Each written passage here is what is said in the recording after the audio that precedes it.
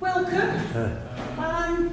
This is a chat about chance, and I'm from Maid, and that is Midlands Architecture from the designed environment, and that's a mouthful, isn't it?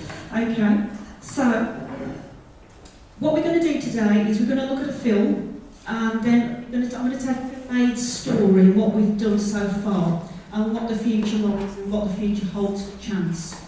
After that, we're going to have a little... I've gone off, guys. After that, we're going to have a chat between ourselves, and we're going to talk about, hopefully... No, it's not working again. I don't know. You'll have to make do with me. Am I clear enough? Can you hear me? Yes. Okay, right then. So, we're going to have a chat about all of our experience of chance, and I think with some of the things that I bring up, it might hopefully remind you about some of the happenings that went on at chance in terms of... Gerry's laughing. He's had a lot of fun, haven't you? You've had a lot of fun, haven't you? Oh, chance. Oh dear, you've had some fun. Okay. So then after that, after we've had a chat, we'll have some tea and cake, and then we'll launch into a workshop. The workshop is about the actual chance site itself. And the chance site is it's quite derelict at the moment, and hopefully the future will be that we'll build a lighthouse on the site of chance.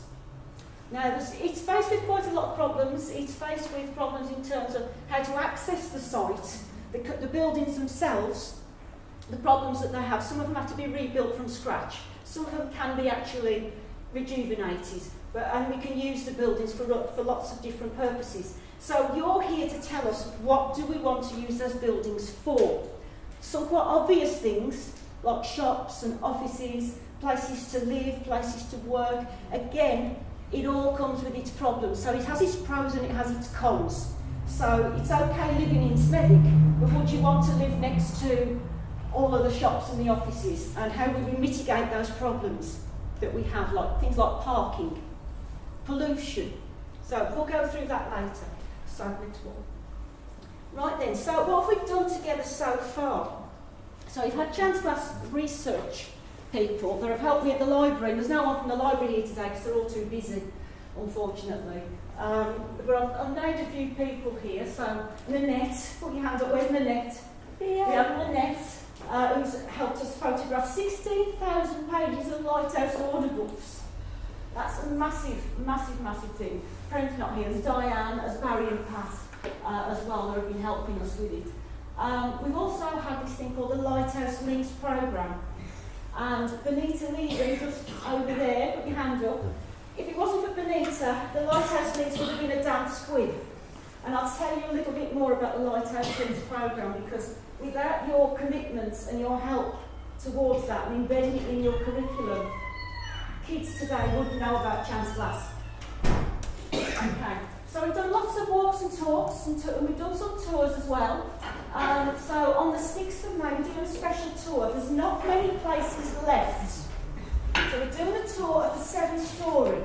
It's just a shell at the moment, but there's also an optional walk that will go with it. So that's really, really lovely thing to do. There is a disclaimer with that as well. So health and safety wise, it's a little bit dodgy underfoot, lots of stairs. It's called the 7-storey for a reason. It's very high. So if you've got a problem with moving around, I'll be wary about coming to the 7-storey. We will supply hard hats. Okay? And we are going to launch a website today as well, and a small publication. The publication is used as a legacy document, so it will signpost you to all of the different websites, places that you can go to find out about Chance. And also there's some learning materials. The learning materials are used for schools and colleges, for year 7, and they can also be used for level 2 and level 3, so 18, 19-year-olds can use them as well. But they're actually quite interchangeable, so you can take that PowerPoint and you can do what you like with it and look at, interchange it with lighthouses that you might have identified and change things around and put bits and pieces that you like into it. So it's a great learning document.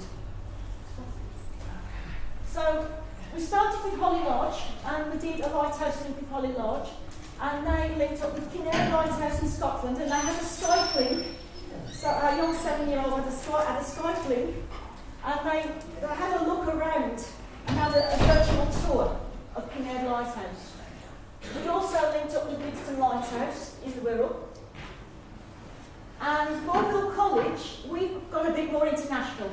We've linked up with South Solitary Island, New South Wales. There's a beautiful lighthouse there. And currently we linked up with Low Point Lighthouse in Nova Scotia in Canada. Come in. Now, this Canadian lighthouse, it's almost suffered the same fate as Chance. It's almost falling into the sea. They have raised quite a lot of money towards it, so we have quite an affinity with this lighthouse here in Canada. And Nash Point Lighthouse in Wales. There. This is beautiful. You can actually get married in this lighthouse if you wanted to, and it actually is places to stay with Trinity House. There's some information about Trinity House on the notice boards if you want to look at lighthouses and you want to find out where they go. If you want to stay at a lighthouse, you can do that. There's lots of places around the world. And we had 50 students took a trip there. We've all been to the top of the lighthouse. Absolutely stunning. And that's the view from the top of the lighthouse. Absolutely gorgeous. And that's our Lighthouse Links project certificate. And we send out a template to schools, colleges, any social groups that might want to think, we might want to link up with a lighthouse and learn about their heritage. And we can share the story of Chance through our website, through all the links that we've offered, and then we can talk to each other, which is rather nice. Next one. For some of you who don't know anything about Chance, because I know a lot of you do, and I'm going over old ground for a lot of you, but the Chance glass, they did glass for pretty much everything you can think of you could make out of glass. So the Chance glass queen, the crown, Chance glass crown for the Chance glass queen, right up to massive big panes of glass. Now, Chance were a major player in the Industrial Revolution, and they manufactured 300,000 panes of glass to go to the Crystal Palace. If you look at the Selfridges building, that's got 15,000 discs on it. So you can imagine the scale, 15,000 discs against 300,000 panes of glass, on budget, on time, on a barge, down to London. Fantastic feat of engineering. And that's the interior. And there is the lighthouse. One of the first lighthouses, 1851. The Crystal Palace unfortunately burned down in 1936. If anyone wants this PowerPoint, come to me and let me know. I might send it to you if you're interested in this. And you can see the link to the Crystal Palace burning down, which is a bit sad, but still. It's not in its glory. Next one. And also the Palace of Westminster Clock Tower, the four faces of the clock tower, better known as Big Ben. In World War II, that they were damaged, the actual clock faces were damaged, and Chance then put the pot opal glass into them, and then they refurbished them. So we'll go on to the next one.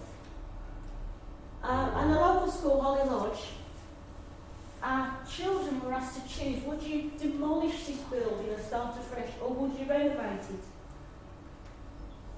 They went mad. What? You take this down after all it's done, and go on to the next one. And it says here, because it would mean a lot. Even this has gone out now.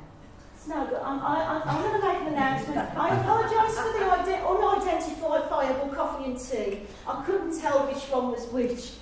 The PA system which we paid for has just gone up, and my little point has gone off as well. So anyway, I put that down. So Nicola said, chances should be saved because it has a history and it can be remade into something glorious. A little Faizan, he said it meant a lot to some people, nans and granddads, mums and dads. How would they feel if that was God? He was really upset. So another one said you can have it, refurbish it and make jobs, new places to live. They get it. Next one. Okay, so we have a hyperradial lighthouse lens there, absolutely huge. You can see by the guy on the right-hand side there. how large these lighthouses are. Correct me if I'm wrong, I think the normal lighthouse would go about 25 miles distance. Is the hypermodal could go up to about 40? I've heard of that. The distance is determined more by the curve of the Curve earth. It's going over your head. Rather, Yeah. the light will do that and go on further. Yeah. Because I have heard reports of up to 40 miles. But, as I say, on average around about 25 miles, and we show you how. What's the next slide? Okay, so Mark Lewis, we had a wonderful talk by Mark Lewis, founder of the World Lighthouse Association. He informed us about lighthouse optics. And this is what they all look like, absolutely stunning. Absolutely stunning. And the first order lighthouse would be, I can't reach, it would be so much bigger. It would be so much bigger than the first order lighthouse, all going down in order of size. And they're absolutely beautiful. And the bigger lighthouses, the rotating ones, sit on a bed of mercury. They float on a bed of mercury. And I heard a really interesting story about mercury the other day, about the use of mercury in making hats and millinery. And about the people who used to wash the felt to shrink the hats. And you've heard the thing as mad as a hatter. Well, there's the mercury they're all going a little bit, and I don't know whether it's the same for the people that actually, the lighthouse keepers that ran the lighthouses, dealing with the mercury, but I don't think it was quite the same thing. In terms of the mercury poisoning, the main problem with the mercury was them chewing the leather to soften the leather for the hat bands, and it was used in the curing of the leather, and it was the fact they were chewing it. As long as the mercury doesn't get hot and start to vaporise, it's relatively safe in the pool. Yeah. You don't want to start drinking it or anything because it's just as toxic whatever way you get it in. But in the context of the mercury baths, there wasn't a lot of mercury vapour coming off. Wasn't there? I wasn't sure about that. I wasn't sure how it was ingested or whether it went on, whether it could actually get through into your hand. Well, you keep your hands out of it. Keep your hands out of it. No. Okay, on the next one. So this is a diagram for how the Fresnel lens works. Now it's actually pronounced Fresnel and not Fresnel. And the prism said light would otherwise just go out in a beam, and it would just go out in this beam, it wouldn't be very focused. But this particular, the way the lighthouse was engineered was that the prisms would take the lighthouse into a concentrated beam, and then that is set over the sea at a really precise angles. They had to be very careful how that was engineered. What's the next one? And the kids learned about how beautiful these things are. The architecture, the inside of these buildings is absolutely stunning. And they're all very different as well. What's the next one? So, off lighthouses, Chance did so many other things. David can't be with us today, he's probably over in Holland. But there's a book over there, and there's another one over here. Chance Additions and Chance Expressions. David is writing a whole history of chance. There's no point in me putting on the website a whole history of chance because it's already been done. He's got a fantastic website, and that's in the legacy document as well, so you can look at it and you can look at all the different types of chance glass that they do and patterns. And Cornwall College were using these books in order to inform them and inspire them of all the patterns that Chance did. Because I think there's still a designer that's in Selfridges at the moment. They're using some of the Chance designers still, which is really interesting. On to the next. This is Toby Chance's book, Race to Illuminate the World. It's a hard read. It's a hard read. It seems very interesting though. And in this book there is a beautiful diagram about lighthouses. I'll put up an alternative diagram. I'll leave that out at the back so people can look at it. Or I'll leave it out somewhere so people can look at it. I'm talking about we, I didn't do it.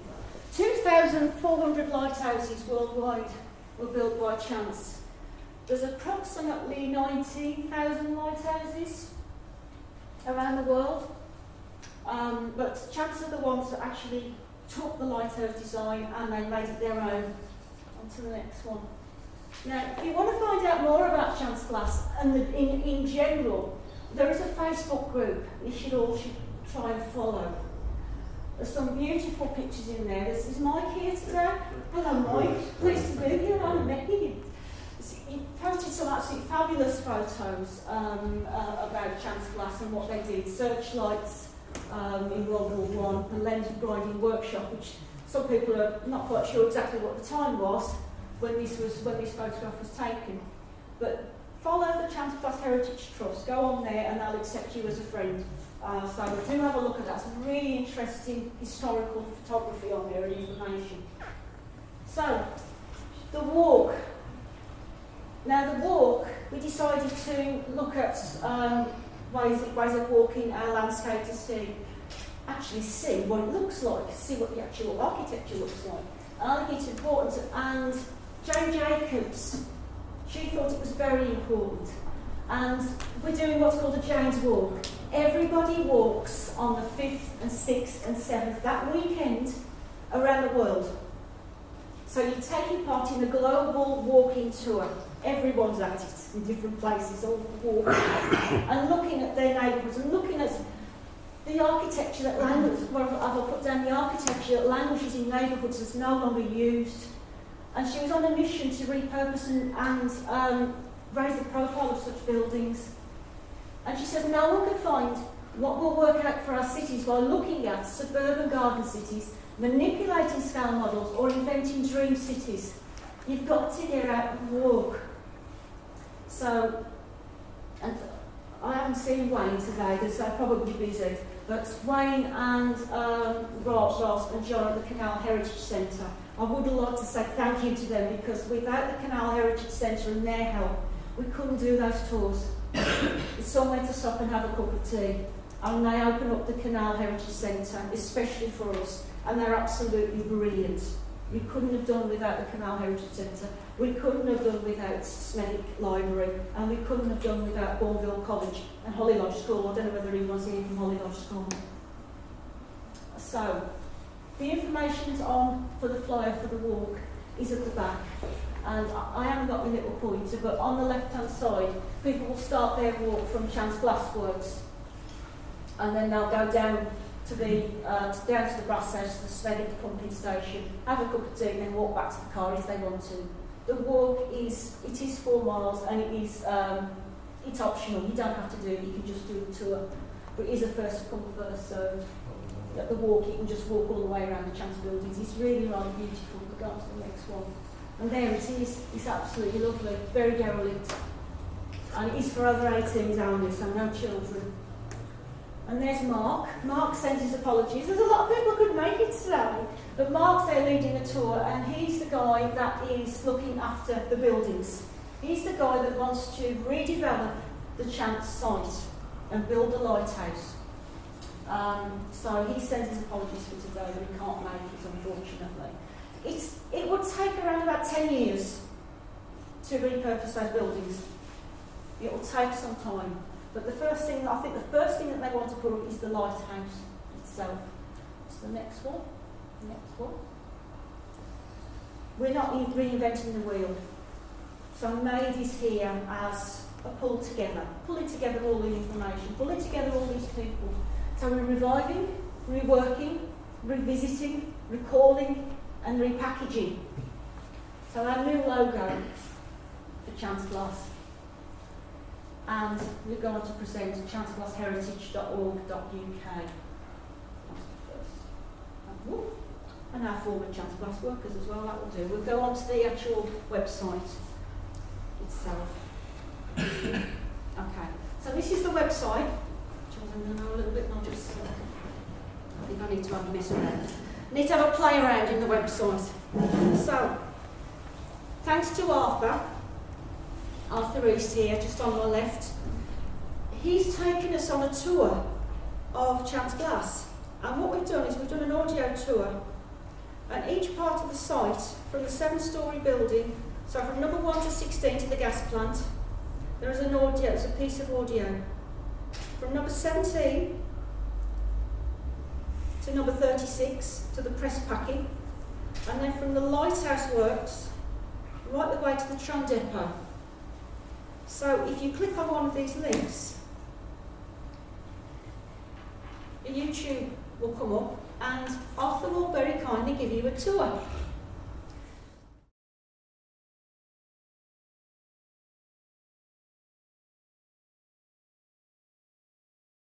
This is on the south side of the works, and this is the Swan Lane, and these are shops with houses as well, and that backs onto the factory. And then number 18 there were the gardens here, and number 19 was the crate yard where second-hand crates were repaired, ready to be put back into service, and there were chaps there working on that. Number 20 was the laboratory. And there was all sorts of, I think that was a two-storey building, and then number 21 was the personnel office, and that's the place where they kept all the records of the workforce in the factory. And 22 is the old school buildings, which they turned into the restaurants, or the canteens in those days. There was one for the men, one for the ladies, one for the staff, and then the back end there I think was for the directors.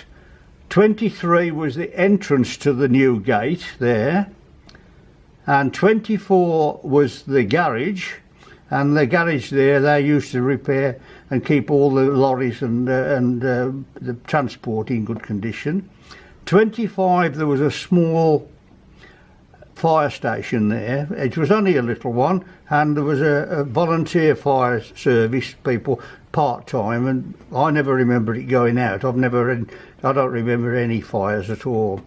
That's the carpenter shop number 26, and behind that there was the crate shop where they made all the crates, the new ones, and also a sawmill.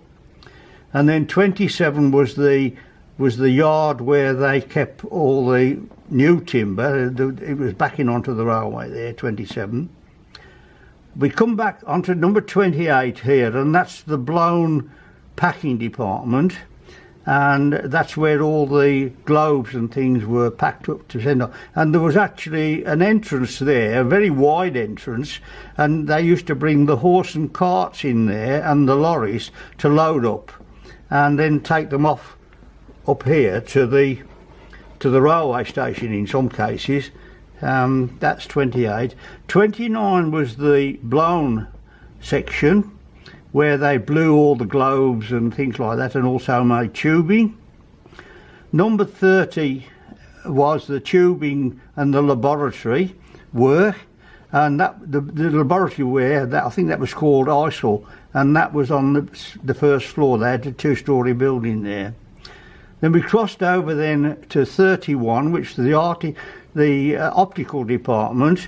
This portion here was where the furnaces were, and they were small furnaces, and they used to put these clay pots that we talked about earlier into the kilns and fired them first, and then they used to put glass in and keep for a long time, 2 or 3 days probably, before it's absolutely perfect, and then that was transferred to this side for the optical, and they were doing the optical stuff.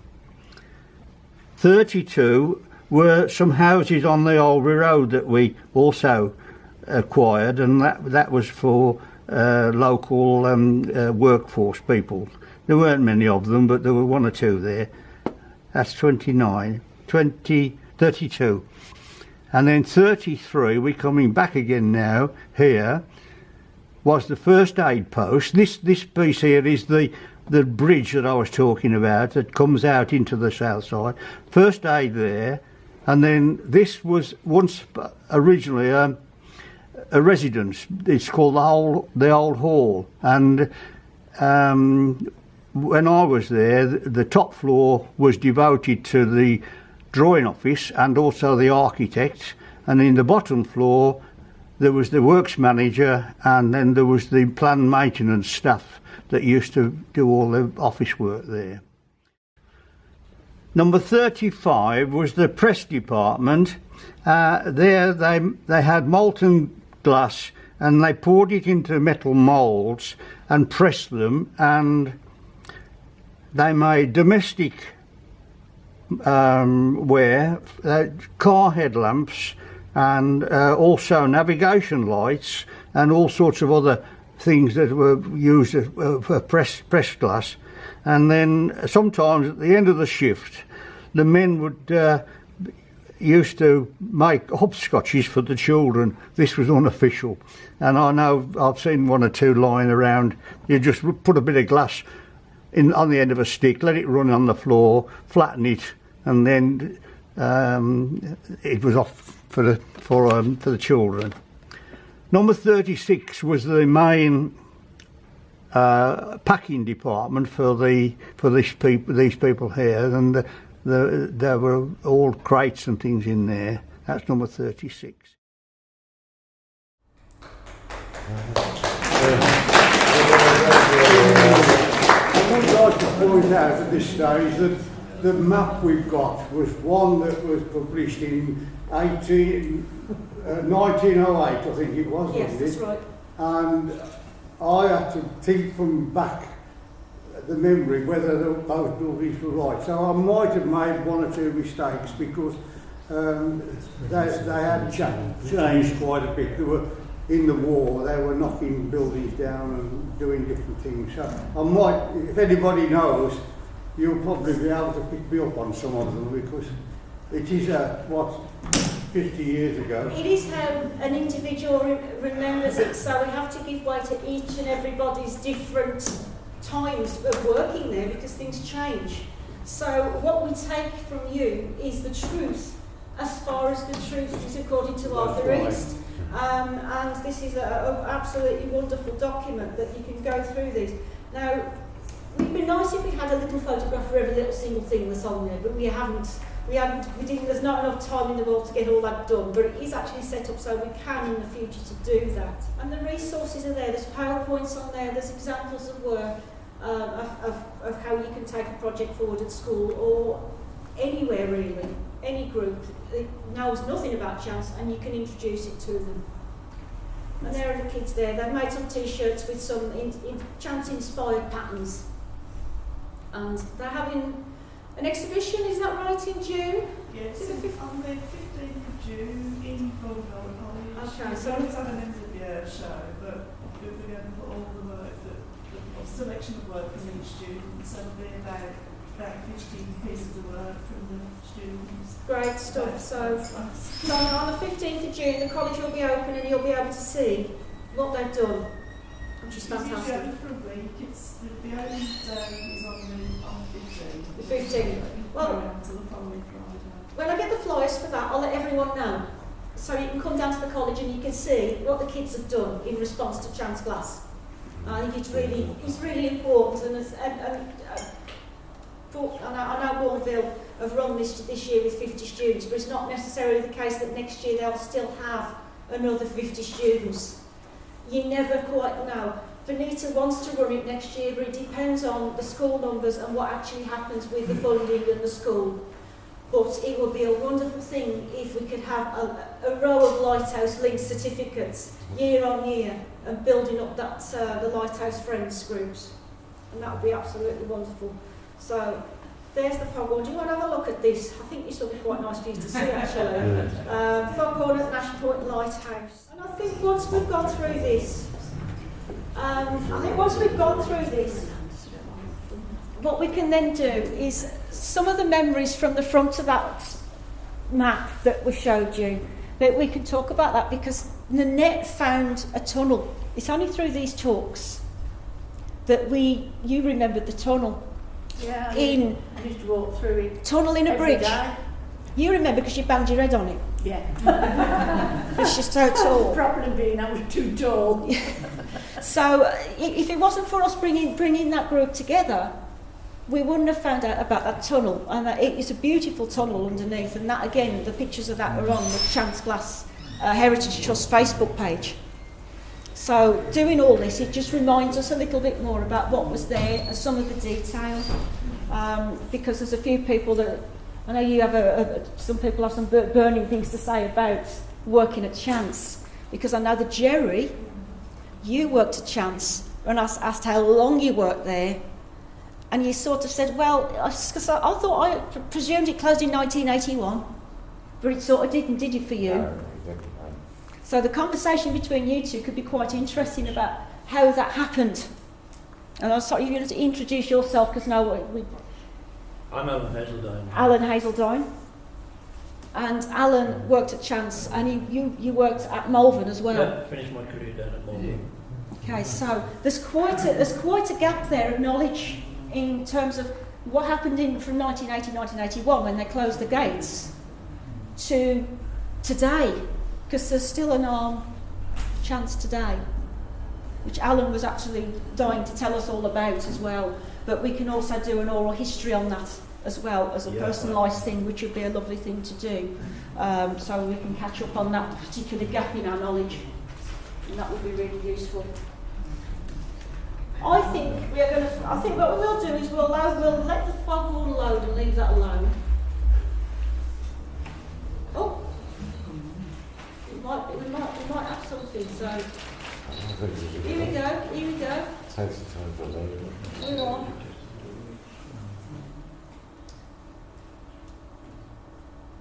So.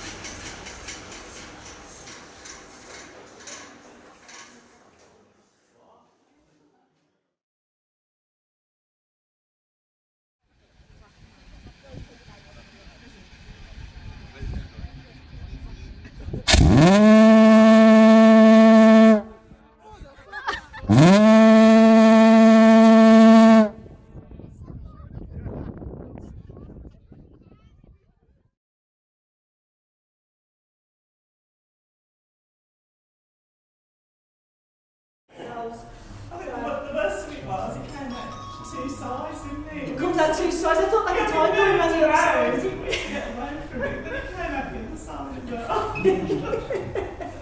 No, absolutely fantastic. And on that page we have the pictures of Bourneville College, and there's Benita, and we made books and did all sorts of stuff there, and there's fashion design and the things that were. They used the lighthouse lenses, and they used the inspiration from the Chance Glass books. This is Benita again there in front of the computer, and they're all making. And they were helping out with the Arthur's map as well, and the actual website itself. They wanted to look at how that was put together, which is really lovely, and also the Chance Glass logo that we use as well up on the right hand side. So they all had a little bit of a hand in that. It was was really lovely. I can't wait for the exhibition, it's going to be absolutely fantastic. So they learned a little bit about history, they learned a little bit about art, they've learned about what's more or less on their doorstep, which is not far away. Okay. So, and then we have, as I say, we have all of the downloadable PDFs and things like that online, so kids can look at it. And there's the Lighthouse Slim certificate as well, and we've got that. Now people can download that and make up their own certificate for their own group. So it's already, the template's there, you can make a certificate. And I say that's what it looks like. And that's my artist impression of what I feel that Chance Glass could look like in the future. There is some reservations about, from the Highways Agency, about having a lighthouse next to the motorway, lighting people's curtains up in their bedrooms at night and stuff like that. So they are a little bit concerned about the glint and glare, but Gerry, you mentioned something about, you're an expert on glass, obviously, from the laboratories, and you mentioned about the anti-glare and things like that. There's lots of things that could be done. It's just the fact that the motorway is elevated. It's going to be, how high are you going to build a light? Well, it's supposed to be 30 metres high, so it's supposed to be a lot so smaller. There could be, if you had a beam, you could only probably operate at certain times of the day, or later on in the evening. Yeah. And evening, sort of normal summer, you might get reflections off the prisons. Going to the cars. Yeah. So there is I don't know. Yeah, there is a slight concern about the lighthouse and the lens itself, even if it's not operating, if the light hits it. And indeed, I just mentioned the name of it, didn't I? Not the Environment Agency, the Highways Agency. They are slightly worried about that particular part of it. Okay, Holly's beeping. Okay, so. It would be marvellous if I could actually do it.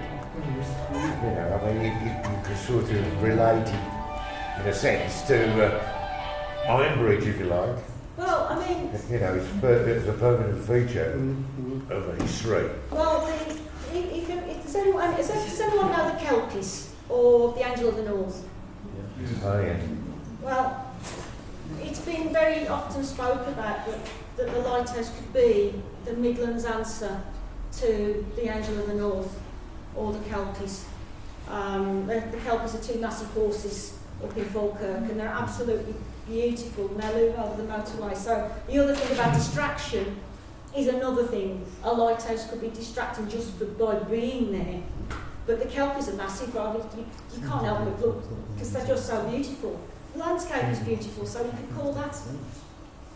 What do you do? Shut your eyes when you're driving? You can't do that. So I think it is. There is a case for it. We haven't got one defence that could always be used. Sorry? We haven't got one defence that could always be used. If they can advertise Jaguar, Land Rover and everybody else on big billboard on the side of the motorway. Absolutely. There's so many things. I mean, you'd have to shut your eyes to the world, wouldn't you, completely? You have to. People have to exercise their own common sense. And on here we've got all of our talks, the walks and tours, so there's lots of images on there, and there's the workshops as well that we've done. And we did some kiddie workshops with lighthouses as well. And we also had a big exhibition. So you can go and have a look at the this website, and you can have a pot around on the actual laptops over there if you want to have a look at it. And you can come up and you can watch the wiring and have a look and have a dabble in the website yourself. There's also, you may remember, there's a thing called Chance Encounters back in 2006. Now, the video and the footage has been lost to that, but we have found the Chance Encounters books, and they are online. So there's PDFs online, and they're downloadable. So you've got volumes 1 and 2 of Chance Encounters of all of the oral histories in writing. We haven't actually got the audio sorted. We've not got that transcribed as yet. But you can go online, you can download them. So you can just open them up online, and you can see the actual pages, page by page. And you can just scroll through and have a look at the book. So you'll be able to see that on your computers. And you've got all of the chance memorabilia in the back as well if you want to have a look at that. And that's been lent to me by David Humphreys. David, put your hand up, thank you very much. If it wasn't for David, I couldn't have had this wonderful exhibition with all of these things here. So thank you to David for all of this. I'm halfway through scanning those in. I'll scan all the rest in so you can... I've got to hold on to those books for a little longer, if you don't mind. Incidentally, I'm not an ex-employee of Chance. Oh, no, you don't. But you are definitely an enthusiast, and I'm just a keen black country lad. You're an archaeological industrial archaeologist. That's it. There is a beautiful drawing at the back of one of David's drawings. And I've got to try and get it back. I'll bring that back to the back. So I'll just show you. I'm just going to show you one of David's drawings. Now there's some copies here. If you'd like to take one. Now this is one of the cones. This is the number 10 pound, is it? No, I can't read. Sorry. I think it's number 10 code, as far as I can remember. You did a drawing from a photograph. Now, you have some photographs from your next door neighbour. And what David has done is he's taken it brick by brick and worked out how big that cone was. So it's all got the sizes and the dimensions on it. And that's one of the cones that was they're all demolished. So brick by brick, and he's worked it out what that cone looked like. So there's some copies of those for people to take, if you'd like one. Okay, that's the photograph. And I'll pop those at the back so you can have a proper look at it, okay? So I'll leave this at the back. So beautiful drawings. Do take one. So. Right then. Now, I think our that's supposed to be working. It's working now. After all that, this is working. Sorry, guys. Don't know how long it's going to last. Let's try the other one. Yeah, that's fine. Don't know which one to do now. Okay. Carry on. Right then. So. Some of you have mentioned the tunnel and also about Chance being a family. Now, I came in to this project on my own. I came in on my own, and what did I do? I came out with a family. I came out with a Chance family, and that's really important. And you talk about family values, and you talk about togetherness, and you talk about how you got through your lives and how you worked and how you enjoyed yourself and what the camaraderie was like. Could you tell us a little bit more about that? I started as a teenager. I left school at nearly 16 and started at Chance Brothers. I think we're better off without. Sure, I think we're better off without. So let's forget these things. These are useless. Let's get back to the side. I want my money back. I started at Chance Brothers. I didn't have an interview. My father worked at Chance Brothers but died at the age of 38 in 1949 when I was not quite 6. My mother was promised that when us 3 children became of age to work, that there would be a job at Chance Brothers when we left school. And bearing in mind that I was nearly 6, my sister was 2 years and 4 months, and my brother was 1 year and 10 months, there was quite a bit of time before we came of age to work. Eventually I started work in 1959. They had kept their promise. I worked in the typing department. My brother worked in the carpentry, and my sister worked in the typing department along with me, which is not usually what you get having to work with his sister. And I worked at Chance Brothers until 1967. The typing department was a wonderful place to work.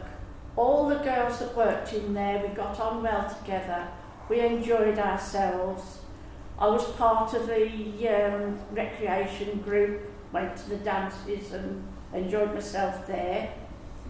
And finished work in 1967 when I started the family. Because of course then, when you started the family, you didn't go back out to work. So how did you meet your husband? Well, funny enough, he worked at Chance Brothers as well, but I didn't meet him there. I met him at the ballroom dancing class above Burton's in West Bromwich. And then found out afterwards that he worked in the garage in Chance Brothers. But not only did he work in the garage, but his father worked in the packing department. Which packing department, I am not sure, but he did work in the packing department. From Chance Brothers, my brother went on to own his own company after he worked at Braidley in West Bromwich. And he did mobile bodies, which was the refrigerated units at the back of the big lorries, and also kitting out the smaller vehicles when the laws came out that all foods that were transported had to be refrigerated.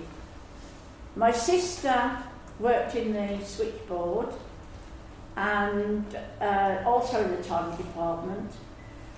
But later on she married a young man that had gone to work in America, and she moved to America and she's there to this day. Wow, that's one hell of a story.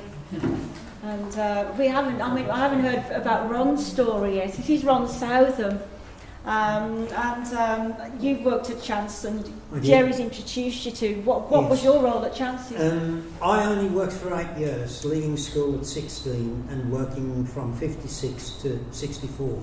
We were both in the same class at James Watt Tech, and we were recruited to join the lab staff. And the very first thing they asked us when we got to the lab was, could we play table tennis? Because 4 of the works teams came from the labs. We used to play table tennis every lunchtime. And the assistant chief chemist, whose funeral we went to on Wednesday, was the Warwickshire county champion, wasn't he, Joe? No, he wasn't. His daughter was. Oh, Sandra was. But one of the major factors of this family spirit again, of us all playing table tennis. And of course, members of the staff played in the football team and also in the cricket teams. And when Gerry and I first joined the company, they decided they would train us together. And one of our major jobs was to take the post from the labs across the works in the morning. And we used to do this every day. And we got known as Charlie and Charlie's mate. We never found out which one was Charlie, which one was Charlie's mate. So we always address each other now as Charles. That's a wonderful story. Arthur, you worked at Chance's for quite some time, didn't you?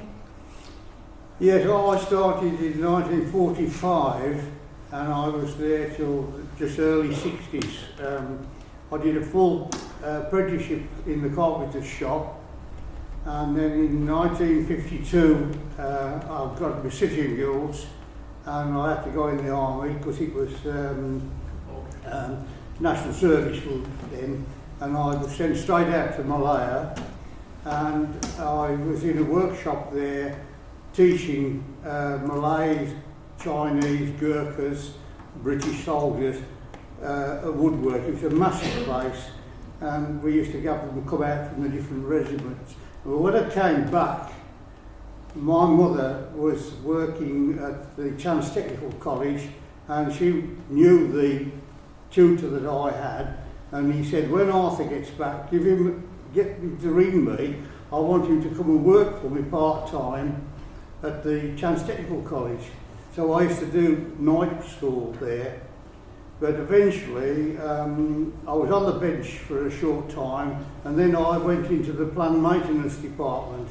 I don't know whether anybody knew much about that, but it was a new idea that instead of letting buildings rot or machinery break down, if you did like an MOT every year, you could then save the firm money, because if a window fell out, you know, just because the hinges are broken, it was a big job. But if you found out before then, you could put new hinges on.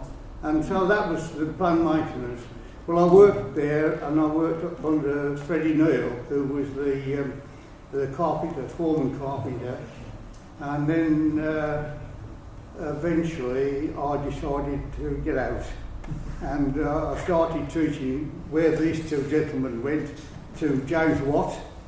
And I taught there until it closed, and then I moved on to the Holly Lodge Drama School. We became a drama technical, and I've still kept interested in chances and what was happening, you know. And I was there until I retired, actually, and it became a sixth form college, and I was head of the department of the craft department. But I remember a lot about chances, because being on the maintenance, we went everywhere. A lot of the work people, they went through the gate, clocked in, went to their department, and then at the end of the day came out or clocked out, and they didn't know what was going on anywhere else. They never went round.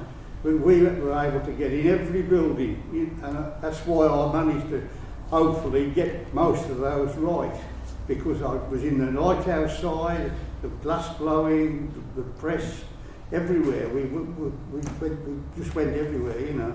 And I really enjoyed the job, and I learnt a lot about glass making as well. And as Lisa knows, I ended up with the film crew in the 1960s, 60s, I think, 50s. They came and made a film of chances, but I didn't know at the time, but Pilkingtons had already got 50% of the shares, I think. They hadn't actually taken over then. But we've got this film, it's a brilliant film, it's all about glass making. But we haven't been able to get it yet, have we? No, Mark's not been able to locate that film about glass making, but there was a film there was something about Roman centurions or something like that. That was part of it. But you also, there was some filming for another television. Oh yes, this was after Chance Brothers started the shop, where Chance Papa was still in existence and the micro tank was still in operation. So that was in the 80s, yeah, late 80s.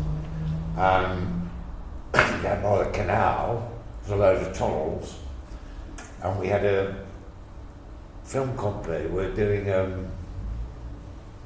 a series for children. It was a sort of children's adventure thing.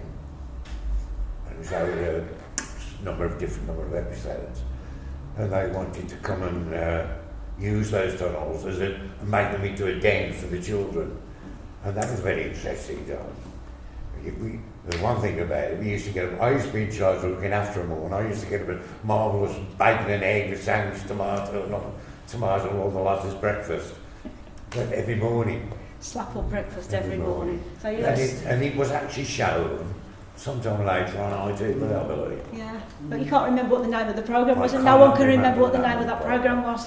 But it was a children's programme. Yeah. That's how it was a little thing. So you were the squirrel that was hiding nuts all over the place, so you knew exactly all about chances. The film actually has been put in the archives of the British Film Industry Institute in London, and I've researched it, and I found it. It was a bit of a job to find, but I did find it, and that was when I was doing the project with the public. The public.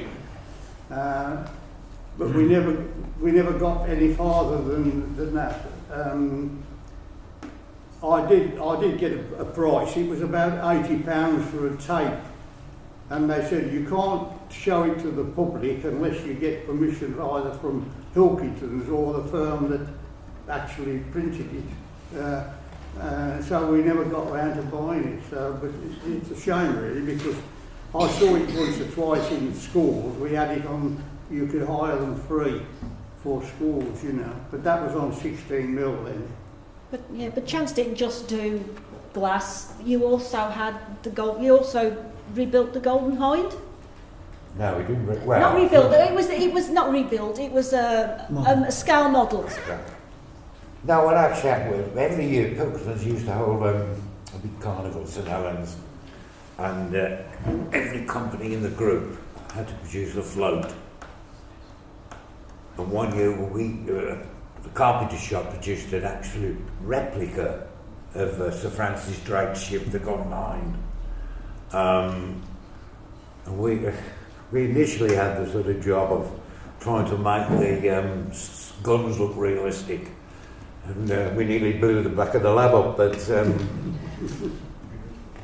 we finished up using electronics and flashes and stuff. But when we got up, we actually came second. We got the prize for second. What the hell came first? If that came second. We came second, and the float who won it, I seem to remember, was Ravenhead Works, and they built a superb fiberglass swan. All right. They It's won it. nothing, is it, compared to the Golden Hind? But as far as I remember, that model of the Golden was eventually sold to a film company down in London somewhere.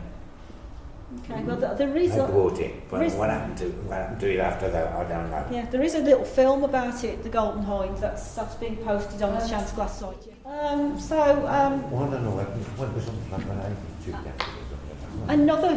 Another apprentice, John, was also looking at Chance. Hi, John. I was an apprentice from 1961 to 68. I was a technical apprentice, and as an apprentice, a technical apprentice, you visited every place on the factory site. You could be a job in the offices, a job doing the septic tanks, it could be anything, you went everywhere. So you were well versed where everywhere was. The wonderful thing about Chance was, if you asked a question, there would always be an answer. And they were always so friendly, so helpful. Mainly because if I stayed there long enough, I could have been their boss.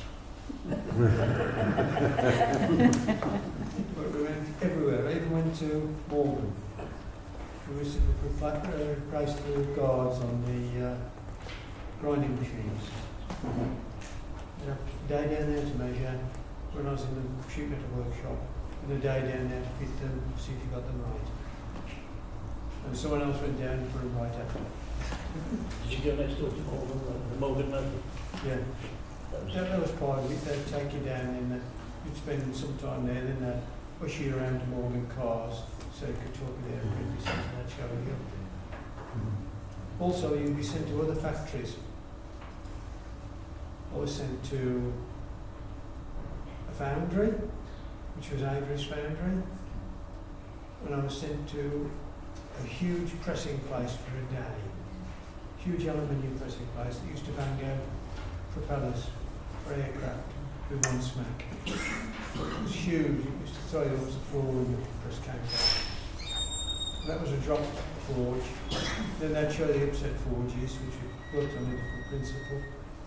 Then you'd come back to Chance and do all the knowledge and try and find where you could use it. Going back to plant maintenance, at the time I was designing at Chance's, one of the things we had to do was predict when things would need changing. So it was right in the drawing office we would start that procedure. So if we thought a bearing would last a year, after 9 months we could change bearing. And that would make your life a lot easier. But we had a very, very comprehensive training. Very. When I finished the Chances at 21, I reckon I could have built a Glassworks for you anywhere in the world. I don't think so yet. Everything. Oil storage, tanking, heating, oils, furnace design, flue design, chimney design, you did everything. Wow. That is amazing. I mean, in terms of context, it's like going to school and saying in your maths class, well, what am I going to use this for? But then they told you what you were going to use this for, and sent you, in a sense, but at chance you were sent to different places, and you had a full and unabridged story of what engineering was all about, not just the glass, but everything that went together. Well, you'd use castings and chances, so you went to a foundry to see how they would be made and constructed, so you didn't do anything that couldn't be made. And you would also minimise the amount of metal, because you had knowledge of that. You went to a forging place if they used forging. You knew what the process was, and you would look at the best methods of doing it, and if you could use that, you'd use it. But also, with the very big presses, if chances moved on to very big glasswork, then you had a knowledge of how big presses were. Yeah. Some were mechanical, some were hydraulic. So you had a good knowledge of that. And you were really, really taught to engineer. You were not afraid of anything, you were fearless when you finished. No project would frighten you. You were absolutely fearless. Someone gave you something to do, you'd say, how long have I got? That's fantastic. That's absolutely fantastic story about how thorough chants were. Well, the other thing, you mentioned the fog horns. During my time in the M&C, that's maintenance and construction, we had 2 fog horns come in for repair. And they mounted them on the end of the M&C building and aimed them at Blackheath Hill. And they would sound them off, and they would wait for the echo. And they judged the performance of the apparatus on the echo strength. And that happened twice, but they would clear the drawing office because you couldn't work. That's absolutely fantastic. It was I did every aspect of work at Chances. I put my fingers in when I was there. Fingers in every pie. Thanks for that. So you went to Malvern for a time. How long did you spend at Malvern? 2.5 days. Just 2.5 days, and you had to. Well, you had a job to do. You went to do the job, and you came back. Yeah. And when you finished what you measured up, you took it down, see if it would fit. With hope, good luck, it fitted. If you didn't, you brought it back, and then someone else took over and down again. So as an apprentice, they expected you to make mistakes. That's lovely. That's lovely, because that's how you learn, isn't it? And they understood that. I understood that you make through mistakes. Well, that's how you learn. And this is how I found it such a fascinating project. Is listening to people's stories, because it's a wonderful thing to listen to, and you learn such a lot from them. And you think about, and you compare it to today. You compare what happens today, and people get thrown into jobs, and no one's an expert, and you're not doing anything for long enough to actually be really good at what you're supposed to be doing. But that seems like Chance really got the handle on what people needed. Yeah, one of the things when I was there, it was when they first built the electric furnace, number 11. I was there when they did that, all the problems with insulation. So they made the whole building live. That was a good project. Well, these two are laughing about this, something about the girders. Oh yes, when we first started making the lead glass, we first started with red lead, which caused a problem with lead poisoning in the mixing department. So we had to then move to another compound, which didn't create the dust. But unfortunately, the lead monosilicate had trace metallic lead in it, and we found it was forming a bridge between the structure of the tank, so you could light a bulb up on the girders. So as to produce those huge windows for the nuclear industry. I think what our friends have been saying about the principle was right the way through the company, that you were taught to be the best that there was. Yeah. We had some mouth pipette solutions in those days, and I moved from silicate chemistry into metal finishing chemistry, and I used to mouth pipette cyanide solutions. And I was in the company the one day analysing the company's solutions, and the managing director was watching me, and I wasn't aware of this. And when I'd finished my analysis, he came to me and said, "You mouth pipetted my cyanide solutions. If you'd have taken a mouthful of that, you'd have died in seconds." I said, yeah, but I would never get it in your mouth the way I was trained. So you, wow, that's almost like an act of, it's like a balancing act, isn't it? Your life is in your hands, and if you're training, pipetting a dangerous substance in your mouth, one wrong move, and you would have been dead. Well, for a whole week, full range of pipettes, didn't we? From 1 mil to 50, with a beaker of water.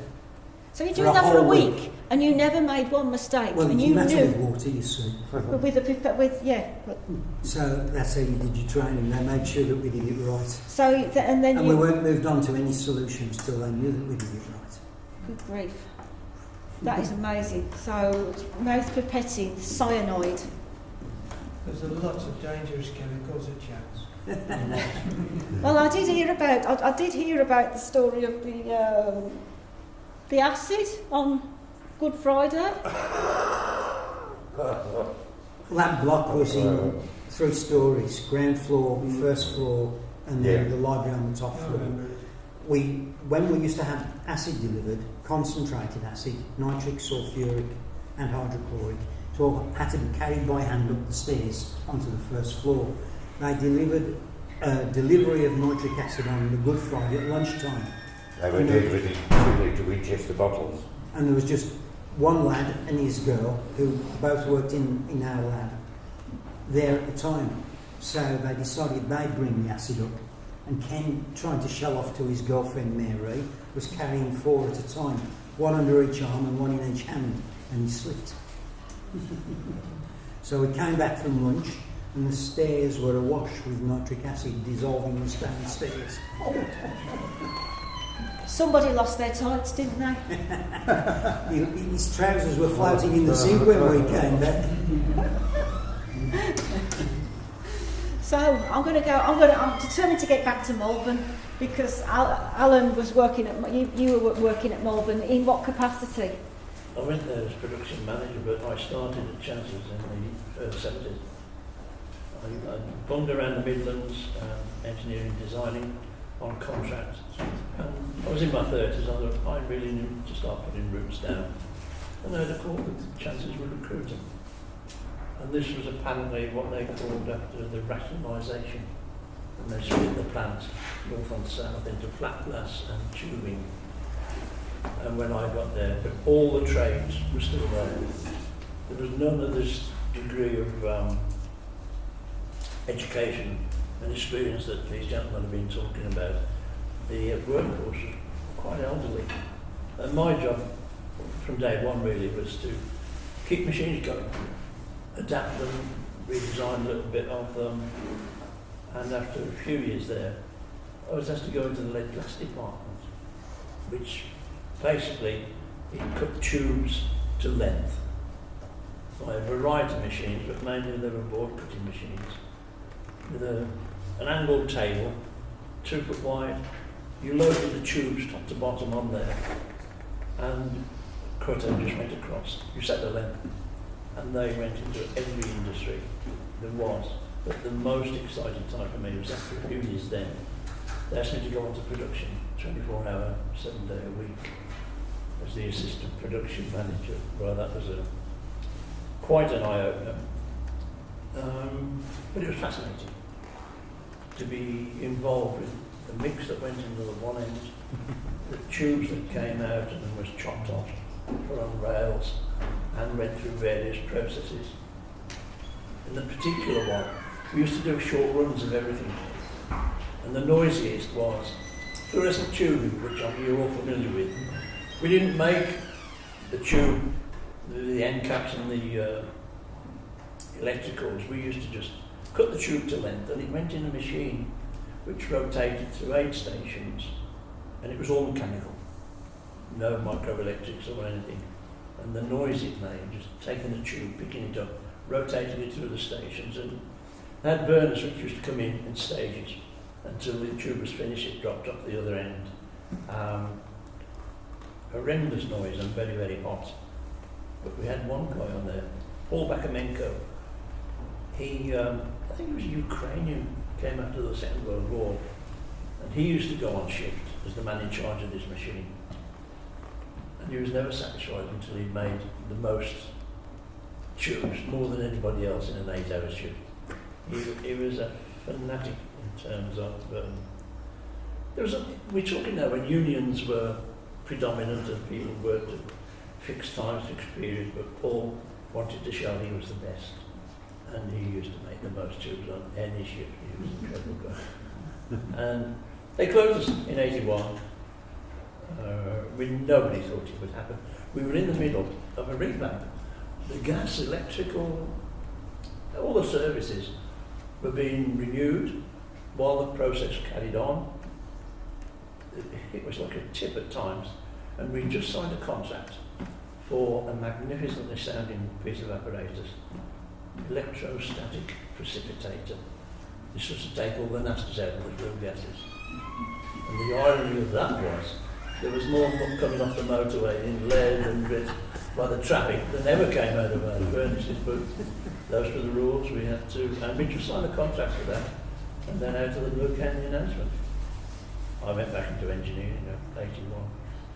But again, a phone call 10 years later, there was a job going at Malvern Chance Brothers. When Chances finished, when Pilkington's finished Chances, there were 3 satellite companies, which they'd acquired over the years. And then in the early 90s, they decided they didn't want them. They weren't core business. Chances at Malvern weren't core business. Their core business was a flat glass and the process that they developed. Flag system. Yeah. So I went down there and hadn't been there 5 minutes when Chances announced they were getting rid of us. That was a bit of a shock. But cutting a long story short, a series of buyers, they wanted us for the process, the precision bore process, the manufacture of the syringes and the plungers and the barrels. Plastics had knocked that industry about a bit, but they were invaluable for the precise bore of the glass that we used to make. We used to convert ordinary tubes into super accurate tubes. Used to pumps and measures and everything else. And so many of the people who wanted to buy us wanted to process, they didn't want the rest of the works. And as luck would have it, the man that finally wanted to go and buy the company pulled out at the last minute. Bank rate went up to about 27% or something in 89, 90, maybe 91. And 2 or 3 of us, we did the management buy in the end, and that company is still coming today. At Malvern? Yes. Right. You talk about the energy supplies. Yeah. When we joined the company, they couldn't provide us with sufficient gas. We used to produce our own gas. Yeah. We used to have to go and take the gas samples every day and analyse them. I realise that when we Yeah, talk they about all the gas produce analysis. Because didn't Malvern used to make sort of spaghetti jars? Oh yeah, we did everything. I mean, I remember going there once. I've got one of our old catalogue see we made the laboratory range. Yes. Was that the Wine and Hysil range? I remember all the talk of Hysil.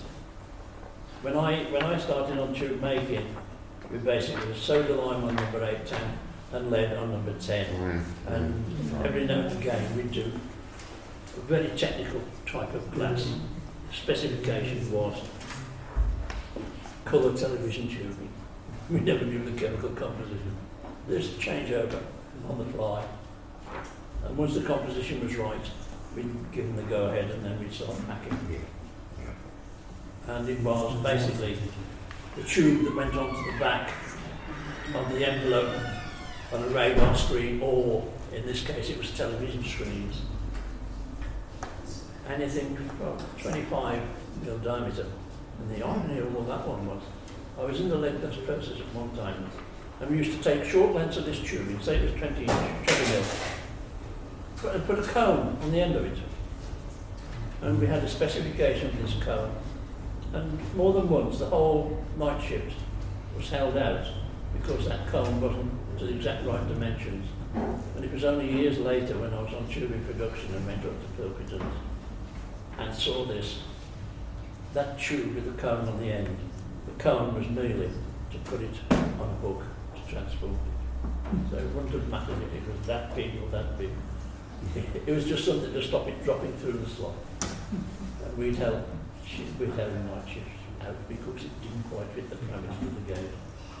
And the lesson there was, let the guy who makes the thing see the finished product.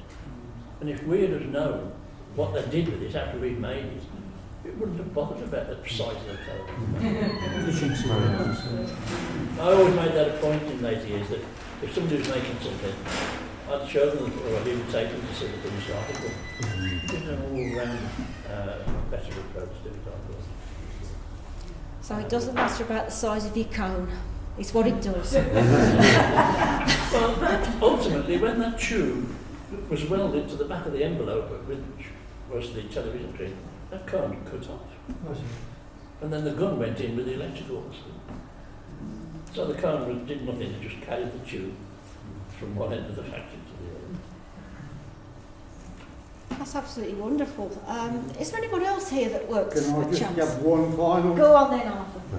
One thing that always sticks in my mind, in the 1940s, when they were making the foghorns on the lighthouse side, they used to test them, and they used to go out of the back of the building and face across the recreation ground.